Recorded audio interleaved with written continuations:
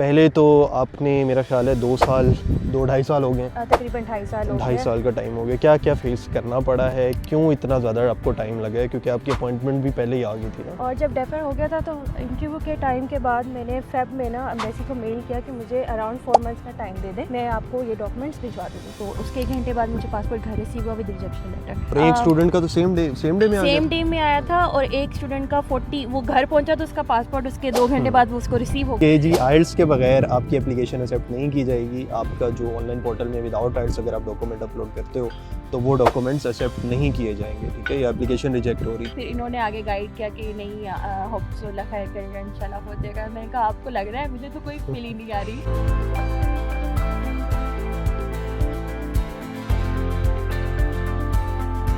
अस्सलाम वालेकुम नम्रा, क्या हाल है आपके? अल्हम्दुलिल्लाह, आप कैसे हैं? मैं अल्हम्दुलिल्लाह ठीक ठाक हूँ। अभी इंटरव्यू देके आई हैं? बस जी जो दिया है ना। चले इंटरव्यू एक्सपीरियंस पे हम बाद में एक डिटेल वीडियो कवर करेंगे। कल एक और स्टूडेंट ने इंटरव्यू देना है तो हम उनका इंटरव्यू एक्सपीरियंस पूछेंगे। अभी हम ज़्यादा स्ट्रगलिंग पीरियड में इंटरेस्टेड है कि पहले तो आपने मेरा ख्याल है 2-2.5 साल हो गए, तकरीबन 2.5 साल हो गए। 2.5 साल का टाइम हो गया। क्या क्या फेस करना पड़ा है, क्यों इतना ज़्यादा आपको टाइम लगा है? क्योंकि आपकी अपॉइंटमेंट भी पहले ही आ गई थी ना। फर्स्ट जब आपका एडमिशन आ जाते तो सबसे पहले आपको प्रॉब्लम ही बच्चों को ये फेस करना पड़ रही है कि अपॉइंटमेंट नहीं आती। अब मेरा जिस तरह से था 2023 विंटर का एडमिशन था तो अपॉइंटमेंट सिक्योर नहीं हुई, क्योंकि रात को कुछ लोगों को नहीं पता होता कि किस टाइम पे होगी। हमें यही होता है कि सुबह उठेंगे 8 बजे से शुरू होगा, देन आप स्टूडेंट्स अप्लाई करना शुरू करेंगे। तो वो मिस हुई। उसके बाद जब समय की अपॉइंटमेंट मिली तो उसमें मेरी साइड से कुछ इश्यूज़ हुए कि मेरे डॉक्यूमेंट्स कंप्लीट नहीं थे। मेनली ब्लॉक अमाउंट जो थी वो कंप्लीट नहीं थी। तो उस पर काफ़ी एम्बेसी ने कुछ इतना उसके ऊपर कुछ किया नहीं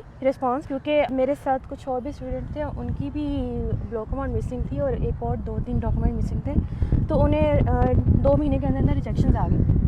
मुझे ना रिजेक्शन आ रही थी, ना ही मुझे कोई रिस्पॉन्स कर रहे थे। किसी ने मुझे स्टूडेंट ने कहा कि सीनियर ने कि आप ना टाइम ले लें अराउंड 4 to 5 मंथ्स कि आप अपनी ब्लॉक अमाउंट इजीली सबमिट करवा लें। तो मैंने जून में फेब में मेल सेंड किया। ईयर भी बता दें। 2024 को मेरा जैन में इंटरव्यू था समर का और एडमिशन 2023 का था। वो डेफर करवाया था यूनिवर्सिटी से। और जब डेफर हो गया था तो इंटरव्यू के टाइम के बाद मैंने फेब में ना एम्बेसी को मेल किया कि मुझे अराउंड 4 मंथ्स का टाइम दे दें, मैं आपको ये डॉक्यूमेंट्स भिजवा दूँगी। तो उसके बाद एम्बेसी ने कोई ऐसे प्रॉपर रिस्पॉन्स नहीं किया था, लेकिन किया था कि ओके हम आपके आ गई है तो हम इसको देखते हैं। उसके बाद जो था अब एम्बेसी के साथ साथ रिस्पॉन्स कर रही थी। मुझे एक दफ़ा ही बस कॉल आया था कि जी आपके डॉक्यूमेंट्स नहीं पहुंचे। तो इसके दौरान मैंने अपना जो था ना स्पॉन्सरशिप का वो किया था, बट वो ब्लड रिलेटिव में नहीं थे, लेकिन उनका किया था, बट वो भी रिजेक्शन आ गया था। तो एम्बेसी वालों ने कहा ओके आप अभी कर सकते हैं। उनकी तरफ से भी जो मुझे कॉल आई थी वो उसकी कोई डेडलाइन नहीं दी गई थी कि आपके पास इतना टाइम है, आप फ़ौरन कीजिएगा, अदरवाइज रिजेक्शन आ जाएगा। हम भी ट्राई कर रहे थे, बट एम्बेसी की तरफ से ऐसा मुझे कोई नेगेटिव रिस्पॉन्स नहीं आया कि हम आपको पासपोर्ट रिटर्न कर रहे हैं या आपको रिजेक्शन रिसीव कर लेंगी। और इस पीरियड में मेरे साथ कोई 6-7 लोग थे जिनको एम्बेसी से रिस्पांस आ गया था कि हम आपको रिजेक्ट कर रहे हैं या आपका जो है नहीं हो सकता। उनके वीज़े भी आ गए थे रिजेक्ट होकर। तो मेरा स्टिल यही था कि मेरा पासपोर्ट एम्बेसी में ही था। तो मैंने 26 जून को अराउंड अपना सारा ये डॉक्यूमेंट्स कंप्लीट सबमिट किए और उसके बाद मुझे फिर रिस्पॉन्स आया कि आपकी प्रोसेसिंग शुरू हो गई है, तो अब आप वेट करें। और फिर उसके बाद बीच में फिर कोई रब्ता नहीं हुआ। सितंबर में फिर जब ब्लॉक अमाउंट इंक्रीज़ हुई तो 10 अक्टूबर को मुझे एम्बेसी से फ़ोन आया कि आप जो है ना मैम जो इंक्रीज ब्लॉक अमाउंट है वो फॉरवर्ड कर दें, देन आपका हम प्रोसीजर कर सकें फॉरवर्ड आगे कंप्लीट। जब उसको किया तो मैंने 4 डेज़ में कर दिया था सेंड उन्हें। और मुझे अब यही था कि अब हर चीज़ कंप्लीट हो गई है तो जाहिर सी बात है बंदे के माइंड में होता है कि यार अब हर चीज़ कंप्लीट है तो आपको वीज़ा आ जाएगा। 24/11 को ना मैंने एज वालों को कॉल किया कि सर मेरा पासपोर्ट का स्टेटस क्या कहते हैं, आपका स्टिल अभी एम्बेसी के पास आ रहा है। तो उसके 1 घंटे बाद मुझे पासपोर्ट घर रिसीव हुआ विद रिजेक्शन लेटर और उस पर यही मेंशन था कि आपसे एक डॉक्यूमेंट मांगा गया था, आपने वो फॉरवर्ड नहीं किया, जबकि मैं उन्हें जो मिसिंग डॉक्यूमेंट्स उनकी जो मेल है उसके ऊपर फॉरवर्ड कर चुकी थी 4 डेज़ के अंदर। उन्होंने आगे फॉरवर्ड नहीं किया। उन्होंने आगे फॉरवर्ड नहीं किया और जो फिर बर्लिन से जो आता है वहाँ पे उसके ऊपर लेटर पे मेंशन था कि बर्लिन से ये लेटर है आपका, उसके ऊपर मेंशन था कि आपने जी डॉक्यूमेंट नहीं भेजा। अच्छा, ये तो हो गया स्ट्रगलिंग पीरियड जो तकरीबन 1.5-2 साल रहा कि ब्लॉक्ड अकाउंट के इश्यूज आए, फिर सबमिशन हुई लेकिन आगे फॉरवर्ड नहीं हुआ तो रिजेक्शन आ गई, ठीक है। उसके बाद काफ़ी अब जो स्टूडेंट है ना जर्मनी को लेकर बड़े कंफ्यूज रहते हैं ना कि हम अप्लाई करें ना करें, अपॉइंटमेंट के इतने इशूज़ हैं जो हम पिछले 3-4 साल से सुनते आ रहे हैं। अब आपने अप्लाई किया वाया ऑनलाइन सिस्टम, चीज़ें आपको कितनी बेहतर लग रही हैं, कितनी स्मूथ लग रही हैं, और अगर अभी कोई सोच रहा है कि जेमिनी अप्लाई करे या ना करे और अपॉइंटमेंट की वजह से लेके वो थोड़ा कंफ्यूज है, उसको क्या मशवरा देना चाहेंगे, क्योंकि आप तो अब एक्सपीरियंस हो चुकी हैं इन कामों में। एक्सपीरियंस कुछ ज़्यादा ही अलग की तरह से आ गया। तो बस यही है, देखिए जो इससे पहले सिस्टम चल रहा था, अगर उसकी बेस पे अगर आप कहते तो मैं शायद यही आपको देती कि कहीं और का देख लें, क्योंकि जितना यहाँ आपको वेट करना पड़ता है, और आप सिर्फ वेटिंग नहीं, आपका मेंटल आप बहुत ज़्यादा डाउन चले जाते हैं उस चीज़ के ऊपर। लेकिन अब जो पोर्टल जो आया है उस पर यूँ समझ लिया कि 90% ईजीनेस हाउस में आ गई है आपके पास, भी हो गया बहुत ज़्यादा। आपका फ़ौरन प्रोसीजर किया जाता है। अब वो जो एक चल रहा था कि फास्ट ट्रैक स्टूडेंट्स हैं उनका 10 डेज़ या 15 वर्किंग डेज़ में वीज़ा आ जाता था, तो ये उससे भी फास्ट अब आ रहा है, क्योंकि जो रिसेंट अभी 3 to 5 डेज वीज़ा रिसीव हो रहा है। एक स्टूडेंट का तो सेम डे में आया था, और एक स्टूडेंट का 40 वो घर पहुंचा तो उसका पासपोर्ट उसके 2 घंटे बाद वो उसको रिसीव हो गया। मतलब विद इन सेम डे आप अभी वीज़ा इंटरव्यू दे के आए हैं और सेम डे में आपका पासपोर्ट आ रहा है, और किसी का 2 दिन बाद आ रहा है, मतलब 3 ये दिन हमें बाद शायद किसी ने सोचा भी नहीं होगा कि जर्मन एम्बेसी जिसका अपॉइंटमेंट सिस्टम इतना बुरा जा रहा हो कि यूं समझ आप नेगेटिव में जा रहा है, तो वो एक बंदा इंटरव्यू देकर आ रहा है और उसका सेम डे में 24 आवर वीज़ास आ रहे हैं। ये बहुत बड़ी वरना है। पहले तो 4-5 वीक भूल जाओ ना, 1-1.5 महीना भूल जाओ कि आपका कोई वीज़ा का। मजे की बात ये है कि एक ऑलरेडी बंदा फ्रस्ट्रेटेड है कि मुझे कुछ बताया नहीं जा रहा, और उस पर एम्बेसी रिस्पॉन्स भी नहीं करती। आप बैठे, आपके पास एक एग्जैक्ट कोई ऐसा नहीं है पॉइंट कि आप इस बंदे को कांटेक्ट कर सकें या आपको कोई आगे से जवाब दे सके कि सर आपका या मैडम आपका ये प्रोसीजर है, यहाँ तक आ गया। उसका आप कुछ नहीं है। स्टूडेंट अपनी एजम्पशंस पे बैठे होते हैं बेचारे कि कब आ रहा है, तो उसके लिहाज से एज अ कंपैरिजन देखा जाए तो ये बहुत बेहतर हो गया। और एक वो जो था ना कि लाइनों में लग जाते थे चाहे एडमिशन आया है या नहीं आया, अब आई थिंक वो चीज़ भी ख़त्म हो गई है, वो फिल्टर आउट हो गया, और उससे ये अब हो गया कि जो डिजर्विंग स्टूडेंट्स हैं उनकी अपॉइंटमेंट्स आ रही हैं, बहुत जल्दी अपॉइंटमेंट्स आ रही हैं, और आपका सारा बेस ही वहाँ से होगा। जब एडमिशन इस्लामाबाद एम्बेसी आपका कुछ नहीं देख रहे हैं आप पीछे से, तो उसका ये भी है कि उनको जैसे ही जहाँ पे दिखेगा कि इसका मेन जो डॉक्यूमेंट्स हैं आपके मैंडेटरी डॉक्यूमेंट्स में आपका admission letter and block amount आती है, और एनरोलमेंट लेटर भी कहीं ना कहीं इसको लेते हैं, बट अभी तक मैंने इस तरह का कोई नहीं देखा कि किसी का एनरोलमेंट लेटर नहीं थी तो उसको रिजेक्शन आई है, उसको भी वीज़ा आया। मैंने भी विदाउट एनरोलमेंट ही किया था, तो क्योंकि मैंने लास्ट की एनरोलमेंट्स डाली थी, तो मुझे जब करेक्शन आई तो इसमें मेंशन था only transcript and degree in other documents, तो वहाँ पे जस्ट वही डाला था, क्योंकि वहाँ पे मेंशन ही जब वो है तो आप फिर वही डॉक्यूमेंट्स डालेंगे, तो इस सच का उसका कोई इशू नहीं हुआ। तो मतलब आप ये कह रहे हो कि इन शॉर्ट अब स्टूडेंट्स जो अपॉइंटमेंट को लेके अप्लाई नहीं करते थे जर्मनी में, अब उन्हें करना चाहिए, क्योंकि अपॉइंटमेंट के मसले काफ़ी हद तक अब रिजॉल्व हो गए। उससे भी शायद ज़्यादा काम तो है, बट इतना बोले कि उसको नज़र भी ना लग जाए। इंशाल्लाह अब ऐसे ही चलता रहा तो मेरा ख्याल है बहुत फेयर सिस्टम एक हो गया, ऑलरेडी हो गया है, बट और ज़्यादा भी होता जाएगा, क्योंकि स्पीड अप अभी एम्बेसी कर रही है चीज़ों को लेकर अब काफ़ी।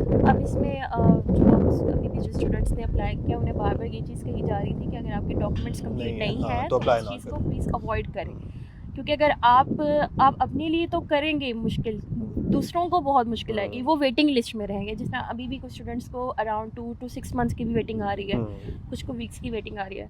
तो अभी एम्बेसी ने भी रिसेंटली इस बारे में पॉइंट किया था कि बच्चे, क्योंकि जिन बहुत ज़्यादा ऐसी एप्लीकेशन हैं जो कि इनकम्प्लीट डॉक्यूमेंट्स के साथ कर रही हैं, और वो रिजेक्ट भी कर रहे हैं, इवन के कुछ लोगों को बिल्कुल कम्प्लीटली बैन भी कर देते हैं जी, उनके पासपोर्ट नंबर अगेन उस पे नहीं कर पा रहे हैं वो लोग, तो ये बहुत बड़ा इशू है। लेकिन अगर कोई कहते हैं ना मैं अभी एडमिशन बाद में कर लेता हूँ, पहले मैं अप्लाई कर लेता हूँ एडमिशन लेटर के बगैर, तो आपका पासपोर्ट नंबर ब्लॉक हो सकता है इससे, और कोई फ़ायदा भी नहीं है अब इस चीज़ का। जब एक फेयर सिस्टम बना दिया है, अगर हर कोई जिसका एडमिशन आए ब्लॉक्ड अकाउंट करे वो अप्लाई करेगा, तो टाइमली सबकी बारी आ जाएगी, क्योंकि इतने लोग नहीं होते जिनका ऐसी है। अभी अब आप देखें, जब हमारी पहली अपॉइंटमेंट्स ऑन होती थी विंटर एंड समर की, तो हमें एक डेट दी जाती थी कि एक डेट है आपके पास, तो उस टाइम सबने उस एक डेट पे जाके सबने अप्लाई करना होता था। अब इस पोर्टल में आपको लिए सबसे पोर्टल में आसानी ये है कि आपके पास कोई ऐसा नहीं है कि ये एक दिन ओपन होगा, नेक्स्ट मंथ ये ओपन नहीं रहेगा, ये कंटिन्यूसली ओपन है। जैसे ही आप समझें कि आपके डॉक्यूमेंट्स कंप्लीट हैं, आपके मेन आपके पास आपका एडमिशन, आपकी एनरोलमेंट और आपकी ब्लॉक अमाउंट है,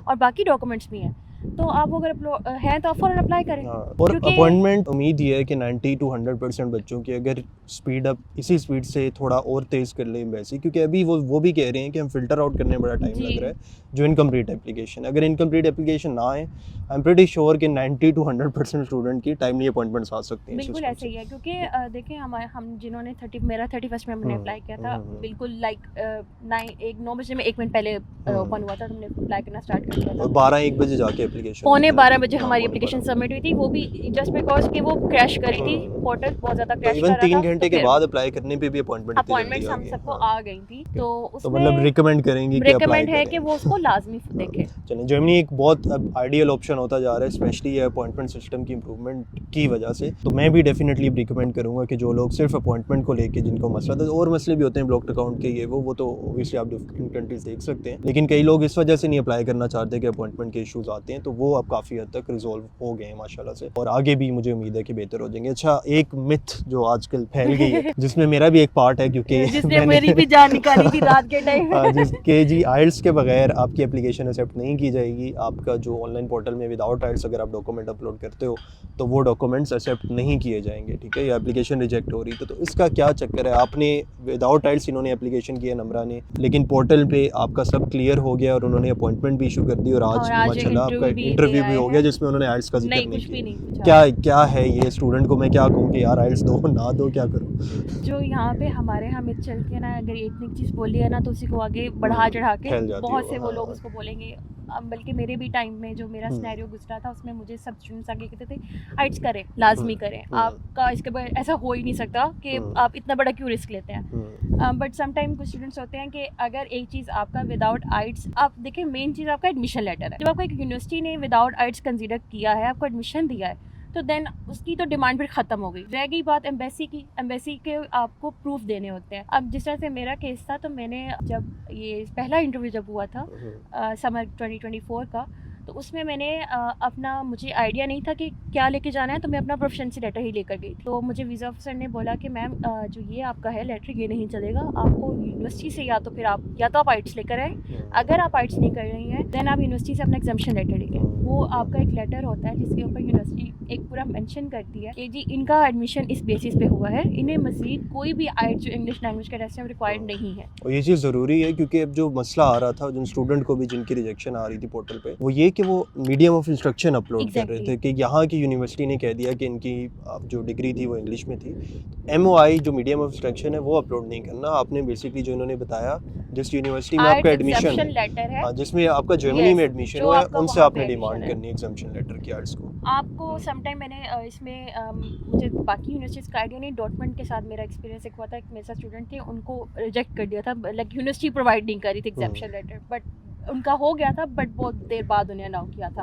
उसमें आपको यूनिवर्सिटी को जस्ट मेल करनी होती है कि ये मैम मेरा एडमिशन जो है इस बेसिस पे हुआ है और मुझे उसका प्रूफ दिखाना है एम्बेसी को, तो मेरा आइट्स तो है नहीं, तो उसके काइंडली मुझे उसके अगेंस्ट जो आइट्स डॉक्यूमेंट है उसके अगेंस्ट मुझे आप ये लेटर देंगे, आइट्स एग्जाम्पशन लेटर। मुझे जब पहला आया था उन्होंने मुझे मेल में लिख के दिया था, और मुझे वीज़ा ऑफिसर ने बोला था कि मेल नहीं चलनी चाहिए, आप प्रॉपर आपकी यूनिवर्सिटी का डॉक्यूमेंट है उसमें आपके साइन सारी स्टैम्प। कई यूनिवर्सिटी को पता ही नहीं होता ये होता है कि, तो आप उन्हें सैंपल के तौर पे भेज सकते हैं, आपके देखिए ये है, ये आइट्स एग्जाम्पशन लेटर है, जस्ट आपकी डिटेल इसमें चाहिए, यूनिवर्सिटी लेटर हेड और बाकी जो चीज़ें होंगी, उसमें आपकी कंप्लीट डिटेल्स होती हैं, आपका जो कंट्रोल एडमिशन डिपार्टमेंट होता है उसकी स्टैम्प्स वगैरह होती हैं, प्रॉपर उनके सिग्नेचर्स होते हैं, देन एम्बेसी एक्सेप्ट करती है। अच्छा, कई मैं ये भी सुनता हूँ कि वो डिपेंड करता है वीज़ा ऑफिसर पे भी, कई दफ़ा अगर चिड़चिड़े होना वो कहते हैं कि नहीं आइल्स फिर भी आप ला कर दो, ऐसा होता है?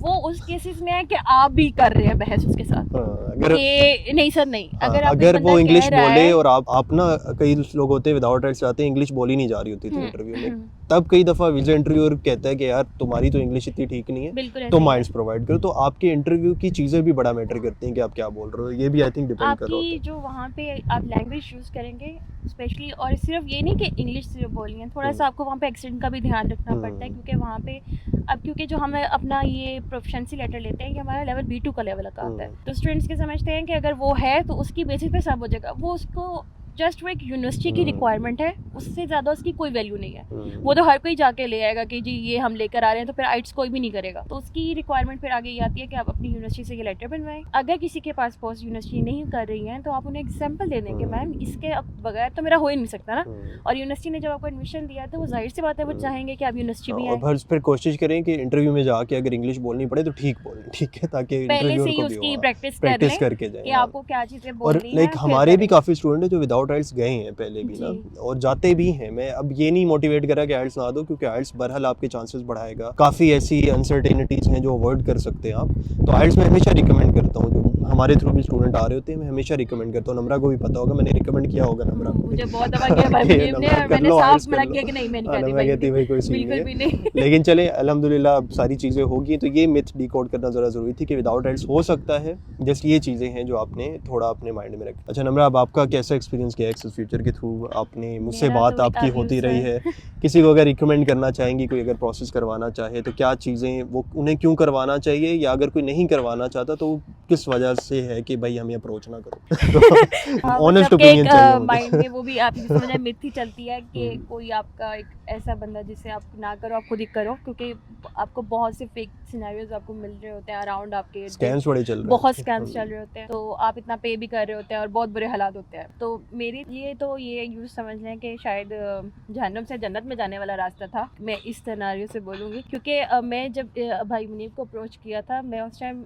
बहुत डाउन, मैं मतलब बिल्कुल ऐसा था कि मौत दरवाजे पे खड़ी है, बस मैं अब गई। मुझे याद है। मैं बहुत बुरे हाल में, शायद उससे थोड़ी, जब मैंने इन्हें कांटेक्ट किया था, शायद अगर उससे कोई 15 दिन भी पहले इनसे कांटेक्ट होता ना, तो शायद भाई मुनीब भी रो पड़ना था कि इसकी इतने बुरे हालात है। और ये तब की बात है जब रिजेक्शन आ चुकी थी वीज़ा की तरफ से, रिजेक्शन आया था, तो मैंने भाई को बोला कि अब मैं कुछ नहीं बोल रही, ये चीज़ें हैं तो बता दे। फिर इन्होंने आगे गाइड किया कि नहीं होप सो खैर करेगा, इंशाल्लाह हो जाएगा। मैंने कहा आपको लग रहा है, मुझे तो कोई फील ही नहीं आ रही। तो सारा इन्होंने किया था, मैंने साफ मना कर दिया था कि मैं कोई हिलजुल नहीं करने वाली, भाई मुनीब देखेंगे जो भी देखना है। तो अल्हम्दुलिल्लाह बैठे हैं जी, हम कर रहे हैं ये। तो अभी और बहुत शुक्र है। ये वीडियो तभी आएगी जब वीज़ा आ चुका होगा, वीज़ा की पिक्चर यहाँ पे चला देंगे, तो उम्मीद है इंशाल्लाह आपका वीज़ा भी लग के जल्दी आए, बाकी चीज़ें बेहतर हो। मेरी पोस्ट यहाँ फेमस गई थी इंटरव्यू वाले दिन की, और उस पर बहुत से लोगों ने ये कमेंट किया था, मैंने इंटरव्यू के टाइम पे आके पोस्ट डाली थी, बहुत लंबी डिटेल पोस्ट है फेसबुक के ग्रुप में।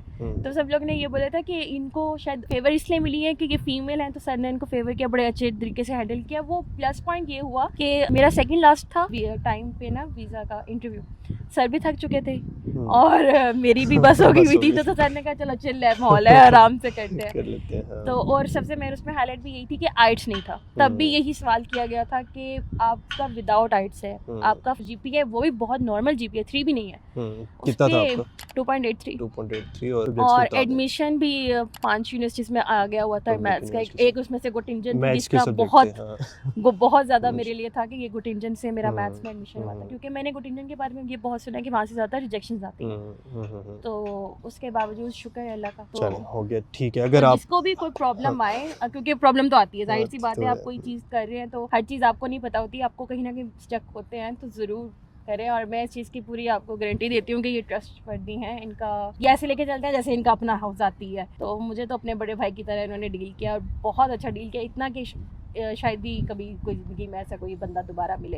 ऐसे बहुत कमाल बंदे हैं। जज़ाकल्लाह। ये कोई पेड प्रमोशन नहीं है, बिल्कुल भी नहीं, ऐसा कुछ मैंने भी पे नहीं नहीं किया नम्रा को, लेकिन ये है कि हाँ अल्हम्दुलिल्लाह अब एक्सपीरियंस, क्योंकि हमें काफ़ी चीज़ों का हो गया है 5-6 साल से, जो चीज़ें नम्रा बता रही होती है ऑलरेडी हमने फेस कहीं ना कहीं किसी ना किसी पॉइंट पे किसी ना किसी स्टूडेंट की कर चुके होते हैं। तो आप लोग क्योंकि पहली दफ़ा गुजर रहे होते हो सारे प्रोसेस से, तो बहुत सी चीज़ें मसला कर सकती हैं जब आपने आएंगे। तो हमारे पास बस एक्सपीरियंस है, मैं यही कहता हूँ एक्सपीरियंस की वजह से थोड़ा एज आ जाता है, आपके पास थोड़ी सी ऑप्शंस आ जाते हैं, आपको पता चल रहा होता है, क्योंकि जब एक बंदे का एक जगह पे माइंड स्टक हो जाता है तो वहाँ का नहीं आप काम करते कि आगे क्या करना चाहिए।